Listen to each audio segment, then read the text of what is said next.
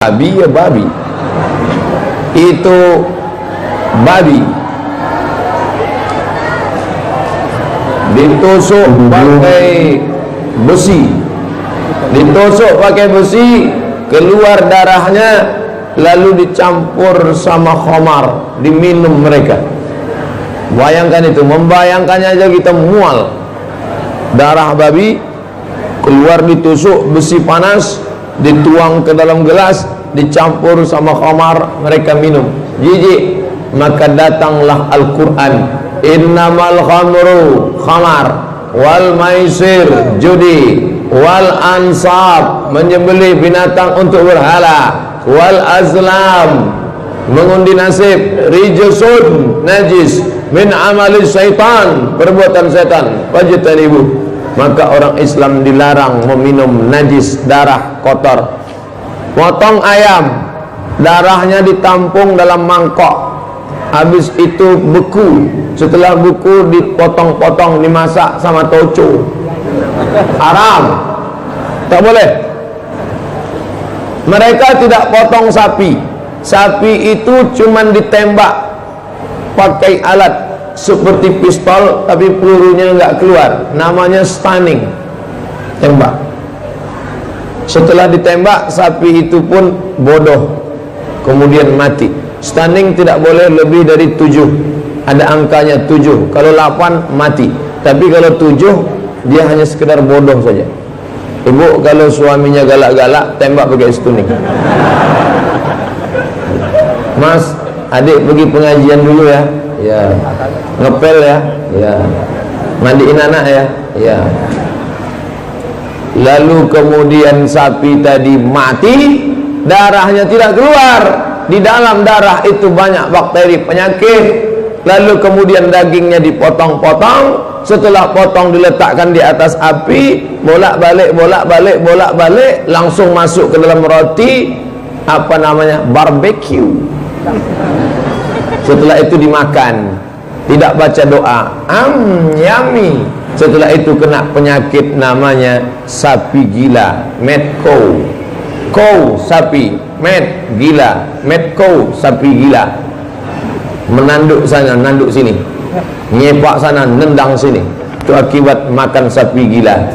Makanya datanglah Islam, dipotong leher sapi, bismillah, wallahu akbar. Maka darahnya habis, tumpah semua. 2 urat mesti putus, 1 urat nafas, 1 urat makan. Urat makannya putus, urat nafasnya enggak putus. Setelah talinya dibuka, sapinya tegak lagi. Lalu yang motong ini enggak punya ilmu motong. Ketika ditanya, loh kok sapinya tegak berdiri lagi? Nampaknya sapinya kerasukan jin. Kata jin, aku enggak mau ganggu sapi. Dia yang nggak punya ilmu motong. Saya ilmu motong, faham, tahu 2 urat mesti putus, dan goloknya ada di rumah. Saya beli sengaja golok untuk motong, tapi sampai sekarang belum pernah saya potong. Karena saya ini orangnya lembut, tak sampai hati melihat sapi mati. Tapi kalau sudah dimasak, tak sampai hati kalau tidak dihabiskan. Nah, setelah sapi dipotong, darahnya keluar habis, bersih. Lalu kemudian dipotong dagingnya, dicuci. Dicuci, kalau tidak dicuci haram, karena ada darahnya, najis, bercampur dengan najis, mutanajis. Maka dicuci bersih. Cuci pertama, darah. Cuci kedua, agak bercampur darah. Cuci ketiga, mulai agak bersih. Cuci keempat, bening. Saya kalau nyuci daging sapi 4 kali. Kenapa? Saya di keluarga nggak punya saudara perempuan. Abdul Somad anak pertama, adik saya laki-laki. Kami adik-beradik 2 orang. Mak saya dari kecil mengajarkan saya masak dan nyuci, karena nggak punya anak perempuan. Abdul Somad, kalau kamu nyuci daging ayam, nyucinya 2 kali. Kalau sapi 4 kali. Kok 2 kali mak? Karena kakinya 2. Sapi kok 4 kali? Karena kakinya 4. Karena kita anak-anak nggak berani nanya dalilnya apa, mana dalil-dalil Quran dan Sunnah. Nggak tahu, pokoknya cuci. Sekarang baru saya paham, ternyata ayam cukup 2 kali karena darahnya nggak banyak. Tapi kalau sapi darahnya banyak, cuci. Setelah bersih, barulah dimasak matang. Bukan daging berlumur darah dibolak-balik di atas api lalu masuk roti. Dan setelah matang, dimasak pakai bismillah, makannya pun pakai bismillah. Allahumma barik lana fima razaqtana wa qina azabannar. Ya.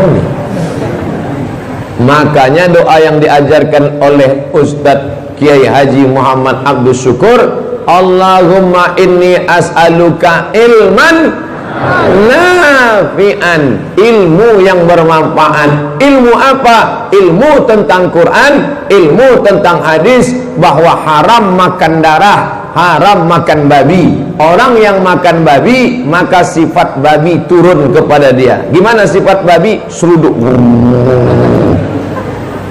Sifat anjing, makan anjing, turun kepada dia. Salah satu sifat anjing, kalau dikelakson ngeliat ke belakang. Kalau sapi enggak, lari dia. Nanti kalau ada bapak klakson, dia ngeliat ke belakang, itu makan anjing. Enggak semua. Nah, anjing bahasa Inggrisnya dog, hot dog, anjing kepanasan. Itu yang dimakan. Apa enggak kepanasan aja bawa. Orang barat pun ternyata tidak makan anjing. Makanya dia heran kalau ada melihat orang makan anjing. You eat your, kamu makan anjing kamu. Masa mainan kamu makan? Tapi orang Islam diajarkan ini semua haram. Bertaring haram, melata, hidup di 2 alam, di air, di darat, hidup haram. Tapi ada orang-orang yang menghalalkan semua yang melata halal, kecuali kereta api, itu pun karena keras. Semua yang berkaki 4 halal, kecuali meja, itu pun karena keras. Dalam Islam diharamkan. Ini agama mengajarkan indah hidup bersama Al-Quran dan Sunnah. Taraktu fikum amraini, kutinggalkan pada kamu 2 perkara. In tamassaktum bihima, kalau kamu pegang yang 2, lam tadillu abada, kamu tak akan sesat selamanya. Kitab Allah Al-Quran wa sunnati, hadis riwayat Muwatta Malik dan Mustadrak Al-Hakim.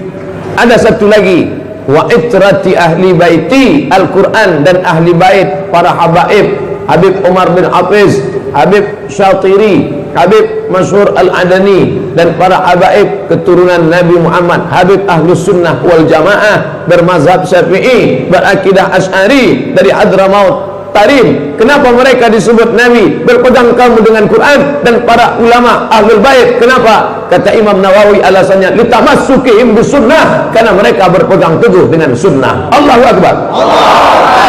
Siapa yang berpegang dengan sunnah, ikutilah dia. Alaikum bisunnati, ikuti sunnahku, wa sunnatul khulafa'ir rasyidin, sunnah khulafa'ir rasyidin min ba'di, sesudah aku, abdu 'alaiha bin nawajiz, gigit pakai gigi geraham, minum pakai tangan kanan. Idza akala ahadukum falyakul biyamini, kalau makan pakai tangan kanan. Wa idza syariba ahadukum falyashrab biyamini, kalau minum pakai tangan kanan. Wa idza fa inna syaitan, karena syaitan akala bisimali, makan tangan kiri, minum pakai tangan kiri. Tapi sebelum minum, plastiknya dibuka dulu. Kan mau mempraktekkan gimana minum tangan kanan. Caranya gini, baru bismillah. Bismillah, sebut nama Allah. Paling pendek bismillah, maka minum berubah menjadi ibadah.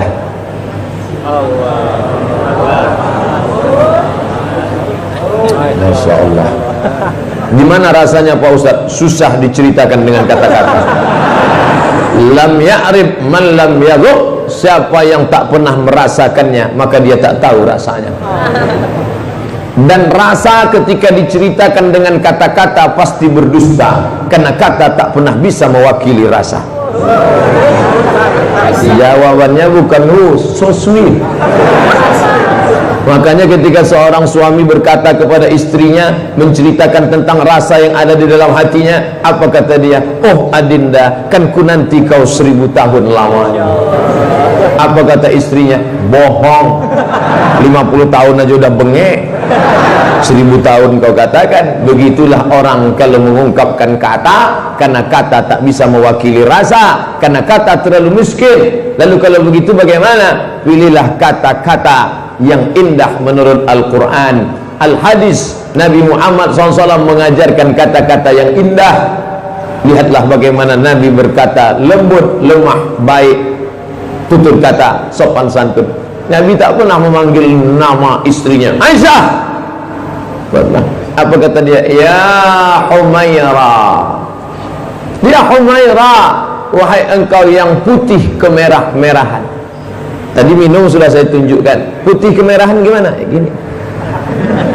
Ini sawo matang hampir busuk. Aisyah itu kulitnya putih kemerah-merahan. Kalau kena cahaya matahari memerah dia. Bahasa Arabnya Humaira, wahai engkau yang putih kemerahan. Kenapa tidak panggil nama? Karena perempuan sangat berkesan ketika dipanggil dengan gelaran yang indah. Oh my sweet darling, oh my Hello Kitty. Itu kucing tuh Ustaz. Atau panggillah dia dengan nama khairukum, orang yang paling baik di antara kamu. Khairukum li ahli, orang yang paling baik kepada istrinya. Wa ana khairukum li ahli, aku orang paling baik kepada istriku, kata Nabi sallallahu alaihi wasallam. Dulu orang Arab jahiliyah memandang perempuan itu seperti benda. Kalau mati seorang bapak, istrinya banyak, do re mi fa sol la si do, do mi da sol fa mi re do. Karena waktu itu mereka punya mazhab poligami unlimited edition. Kalau seorang bapak punya anak tertua, habis itu istrinya sampai 20, maka istri yang terakhir boleh diwarisi oleh anak pertama. Ini agama gila. Maka dalam Islam, ketika kita punya ibu tiri, maka ibu tiri kita itu adalah ibu kita. Yang boleh kita tinggalkan cuman ibu kota, ibu tiri jangan. Nah, maka dalam Islam diharamkan menikahi ibu tiri, karena dia adalah istri bapak kita. Lalu kemudian ada urutan nasab, ada urutan mahram, ada kemuliaan, ada kehormatan. Indah hidup bersama Al-Quran dan Sunnah Nabi Muhammad sallallahu alaihi wasallam. Dulu perempuan diperjualbelikan, ibu-ibu dimuliakan. Ini sejak kapan? Sejak lahirnya Nabi Muhammad sallallahu alaihi wasallam. Maka satu hari ibu paling tidak berselawat 100 kali. Kenapa? Karena gara-gara Nabi Muhammad lah ibu dimuliakan. Allahumma salli ala sayyidina Muhammad wa ala ali Muhammad. Allahumma salli ala sayyidina Muhammad wa ala ali Muhammad. Allahumma salli ala sayyidina Muhammad wa ala ali Muhammad. Bangun tidur, ibu selawat banyak-banyak. Nanti kalau bapak ngajak ngobrol, Bu, gimana sarapan kita pagi ini? Allahumma salli ala sayyidina Muhammad wa ala ali Muhammad. Allahumma salli ala sayyidina Muhammad. Kenapa ibu banyak selawat? Karena dialah yang sudah mengangkat martabatku. Dia yang mengangkat derajat perempuan. Dulu perempuan kalau orang mati diwariskan perempuan seperti harta. Tapi setelah Nabi Muhammad sallallahu alaihi wasallam datang, ibu bukan diwariskan, malah ibu dapat harta warisan. Berapa jatah kami Pak Ustadz? Nih bocoran soal. Kalau suami ibu meninggal, ibu dapat 1/8. Kebetulan suami ibu punya harta warisan 1 M, 1 miliar, maka ibu dapat 1/8 dari 1 miliar. Berapa? 125 juta. Itu kalau tidak pakai hukum gono gini. Ada hukum kompilasi hukum Islam Indonesia namanya gono gini. Apa arti gono gini? Aku begono, kau begini. Gono gini, begini ceritanya. Seorang suami menikah dengan seorang perempuan tahun 2017 mati. Maka harta yang dicari bersama selama menikah dibagi 2. Karena mereka dianggap musyarakah, berkongsi mencari harta bersama. Maka ketika suami meninggal, maka dibagi 2. 1 M, ibu dapat berapa? 500 juta. Bapak dapat 500 juta. Dari 500 juta dikeluarkan lagi 1/8 kalau ada anak, maka 125 bagi 2 lebih kurang 60 sekian. 60 tambah 500, ibu dapat bulat 560 juta. Catat biar tahu jatahnya berapa nanti pulang. Bu, suami ibu meninggal, alhamdulillah 560 sudah di tangan. Dulu perempuan diwariskan seperti benda, tapi setelah dia datang, dialah yang mengangkat derajat perempuan. Dulu perempuan tidak perlu tutup kepala, dulu perempuan tidak perlu terbuka, perempuan dibuka. Sekarang kalau kita beli buah, mau yang tertutup apa terbuka? Tutup. Saya kenapa mau minum ini? Karena tertutup tadi. Tutup lagi. Nah, biar aja terbuka. Maka kita mau yang tertutup. Ini masjid tertutup. Oh, indahnya masjid, luar biasa. Memandang ke atas seperti dekat dari Sidratul Muntaha. Langit terbelah.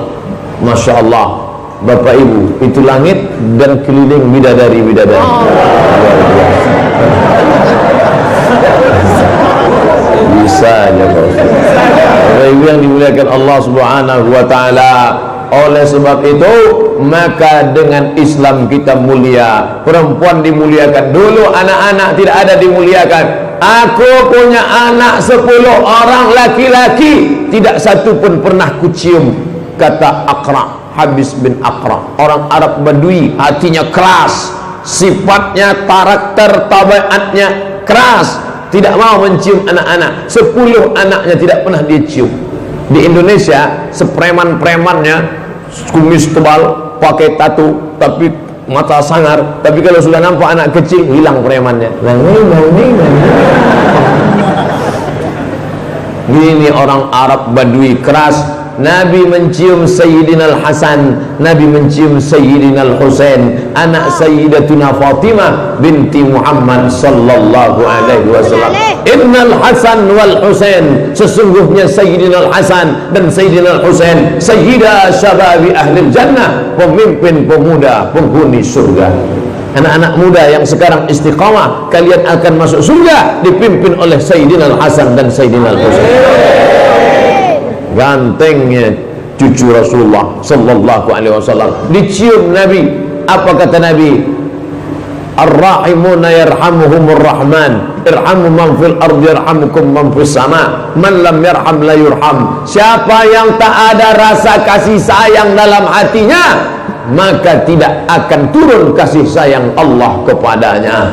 Maka kalau ibu punya kekuasaan, direktur, pimpinan perusahaan, punya security, punya supir, punya office boy, punya pembantu, punya tukang cuci, tukang masak, rajin sholat, rajin puasa, rajin pergi haji, tapi gaji mereka tidak dibayar tepat waktu, maka zalim, tak ada rahmat dalam hati. Siapa yang menolong ini? Islam. U'tul ajira ajrahu qabla an yajiffa araku. Bayar gaji karyawanmu sebelum kering keringatnya. Sebelum kering keringatnya. Nanti ibu pulang dari sini, ambil tisu, lihat tukang masak. Begitu keringatnya belum kering, bayar gajinya langsung. Ini kata-kata ungkapan. Maknanya apa? Cepat bayar gajinya. Kalau biasa gajinya per bulan tanggal 31, tanggal 1, dia bayar sebelum tanggal 1. Bukan masalah keringat ini. Karena ada pekerjaan yang nggak berkeringat sama sekali. Orang dia di ruang pakai AC, nggak ada keringatnya. Ini kata-kata ungkapan. Dulu kalau sudah pembantu, maka dipukul, ditempeleng, dicambuk, dihina. Kamu tidak ada apa-apanya. Tapi setelah Islam datang, manusia dimuliakan. Dulu yang paling mulia Quraisy. Di bawah Quraisy, Arab non Quraisy. Di bawah Arab non Quraisy, orang yang bukan Arab, Romawi, Persia, kulit putih. Di bawah itu orang kulit hitam. Di bawah itu budak hamba sahaya. Tapi setelah Islam datang, tidak dilihat mana yang Arab, mana yang bukan Arab, mana yang Quraisy, mana yang bukan Quraisy. Kullukum min Adam, semua kamu dari Adam. Wa Adam min turab, Adam dari tanah, kembali kepada tanah. Ibu, bapak kalau pergi umrah, berdoa di samping Ka'bah, labbaik Allahumma labbaik, labbaik la syarika laka labbaik, innal hamda wan ni'mata lak wal mulka la syarika lak. Tengok sebelah kanan, putih. Tengok sebelah kiri, pangkat kuali. Mana yang lebih mulia di sisi Allah? Yang putih seperti telur ayam rebus atau yang pangkat kuali? Inna akramakum indallah atqakum. Yang paling mulia di sisi Allah adalah yang paling takut kepada Allah Subhanahu wa ta'ala. Nih, apakah Abdul Somad yang di atas kursi ini yang mulia? Tidak. Apakah Syekh Rashid dia duduk di bawah, umurnya masih kecil, tidak mulia? Kalau diperiksa kepalanya, lebih mulia Syekh Rashid daripada saya. Kenapa? Karena kalau diklik kanan kepalanya nampak 30 juz. Al-Baqarah, Al-Imran, Al-Maidah, Al-An'am, Al-Anfal, Taha, Yasin, An-Naba, Mutaffifin, ada semua. Abdul Somad di dalamnya juz 30. Diklik Al-Baqarah muncul sapi betina. Al-alimu kabiran wa in kana saghiran. Orang yang berilmu dia akan besar walaupun dia masih anak kecil. Wal jahilu saghirun, sedangkan orang yang jahil itu akan dipandang kecil. Wa in kana kabiran, walaupun usianya sudah banyak. Karena dalam Islam yang dilihat adalah what is in your mind, apa yang ada dalam kepalamu. Dibelah kepala sapi putih, dibelah kepala ayam putih, dibelah kepala manusia putih, isi benak di dalam putih. Tapi yang dilihat itu bukan itu, tapi maknawi, takut kepada Allah Subhanahu wa ta'ala. Maka silakan berilmu, tapi ilmu yang membawa takut kepada Allah Subhanahu wa ta'ala. Allahumma inni as'aluka ilman nafi'an. Setelah dapat ilmu yang membuat takut, takut curang timbangan, takut makan gaji security, takut makan gaji tukang cuci, takut makan gaji orang susah, takut makan gaji tukang gali parit, takut makan gaji tukang rumah. Setelah dapat ilmu takut pada Allah, barulah yang kedua, wa rizqan thayyiban, rezekinya thayyib. Dulu kalau disebut thayyib baik, sekarang thayyib enggak pulang-pulang. Ini lagu-lagu ini merusak nama-nama Islam.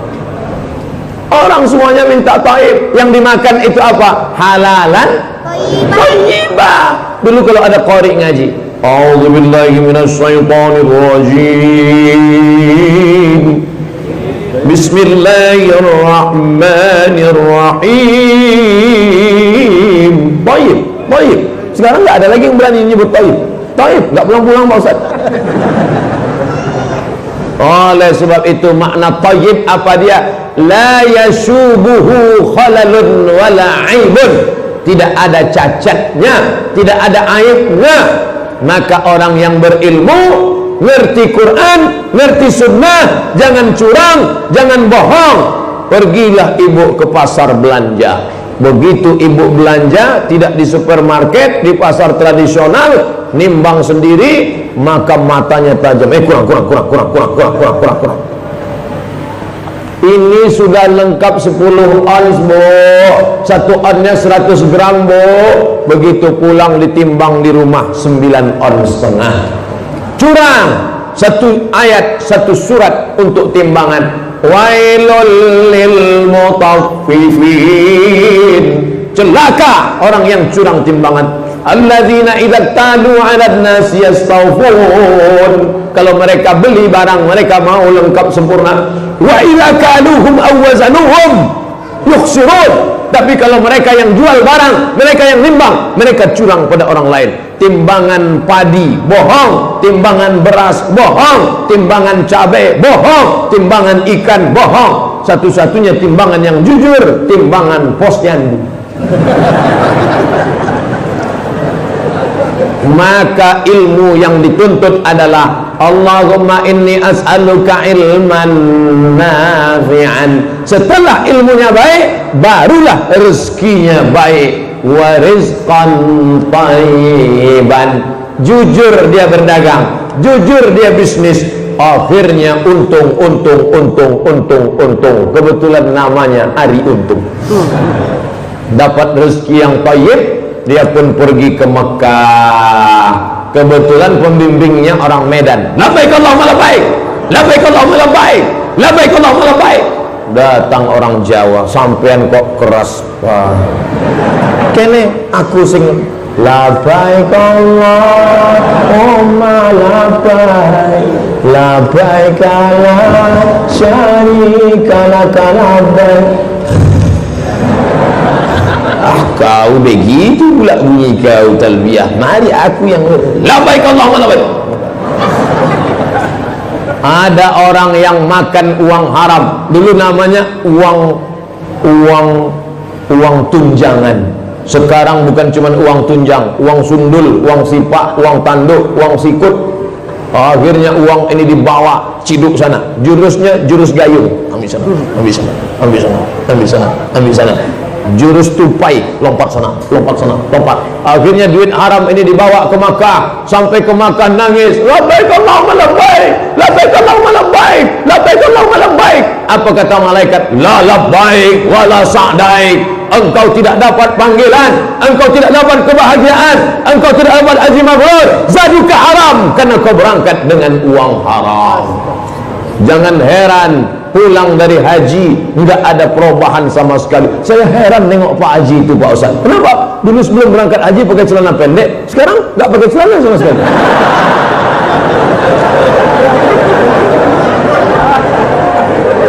Ini tiga sudah sepasang. Allahumma inni as'aluka ilman nafi'ah, ilmu yang bermanfaat, wa rizqan thayyiba. Kalau ilmunya benar, rezekinya bersih barakah. Kalau rezekinya barakah, wa amalan mutaqabbala, amalnya diterima. Kalau ilmunya enggak benar, rezekinya kotor, amalnya tak diterima Allah Subhanahu wa taala. Sekarang banyak orang mengaji bukan cari kebenaran, tapi mencari pembenaran. Sampean kerjanya apa? Koruptor. Sampean kerjanya apa? Tipu-tipu, bohong-bohong. Tenang, kamu bisa masuk surga dengan syarat kamu harus bayar mahar. Wani piro? Ini ilmu tidak benar. Sepaket, ilmu tidak benar, rezekinya kotor, jahat. Dan yang paling fatal, menyangka sudah beramal padahal amalnya tak diterima Allah. Ini yang disindir Allah dalam juz 15. Wa yahsabuna annahum yuhsinuna sun'a. Mereka menyangka berbuat baik, tapi sebenarnya mereka tidak berbuat baik. Hari ini alhamdulillah, kenapa kita makan yang halal? Hidup indah bersama Quran dan Sunnah. Kenapa enggak makan minum darah babi? Hidup indah karena Quran dan Sunnah. Kenapa enggak nipu-nipu timbangan? Hidup indah bersama Quran dan Sunnah. Tadi saya datang suara bacaan qori kita, Masya Allah, sampai di dalam diajarkan doa langsung oleh Ustadz Kiai Haji Muhammad Abdus Syukur. Langsung doa dari mulut beliau. Itu artinya apa? Antum sudah dapat ijazah, bukan dari buku. Sekarang orang ada belajar, kamu dapat doa ini dari mana? www.google.com. Guru kamu siapa? Saya dapatnya dari kitab Sahih Al-Bukhari. Imam Bukhari dapat dari gurunya, namanya Abdullah bin Maslamah. Abdullah bin Maslamah dapat dari gurunya, namanya Malik bin Anas. Malik bin Anas dapat dari gurunya, namanya Abu Zinad. Abu Zinad dapat dari gurunya, namanya Al-A'raj. Al-A'raj dapat dari gurunya, namanya Abu Hurairah. Abu Hurairah dapat dari gurunya. Guru segala guru, Nabi Muhammad sallallahu alaihi wasallam. Sekarang orang tak bersanad. Kamu belajar dari mana? Langsung ke Nabi. Loh, kok bisa ente langsung ke Nabi? Ente ketemu sama Nabi? Enggak. Dari gimana? Dari YouTube. Boleh. Banyak jamaah kenal dengan saya tapi nggak pernah ketemu dengan saya. Ternyata saya dapat ijazah doa. Ustadz, waktu kita habis, maka ngaji. Datang Ustadz Arifin Ilham, ngaji. Datang Habib Taufik As-Segab, ngaji. Datang Ustadz Kiai Haji Muhammad Abdul Syukur, ngaji. Yang penting ngaji, yang penting ngaji. Kalau nggak paham, nanya. Ustadz Abdul Somad, saya selalu dengar ceramah Ustadz sampai tadi malam jam 2 saya dengar ceramah Ustadz. Saya pergi makan di rumah makan, pas sedang rumah makan datang bapak-bapak, Ustadz Somad ya? Iya, alhamdulillah Pak Ustadz, baru tadi malam nonton ceramah Ustadz sampai jam 2, sampai nggak sholat subuh tadi. Ini nggak benar. Dengar pengajian kok nggak sholat subuh. Makanya ilman nafi'an wa rizqan tayyiban wa amalan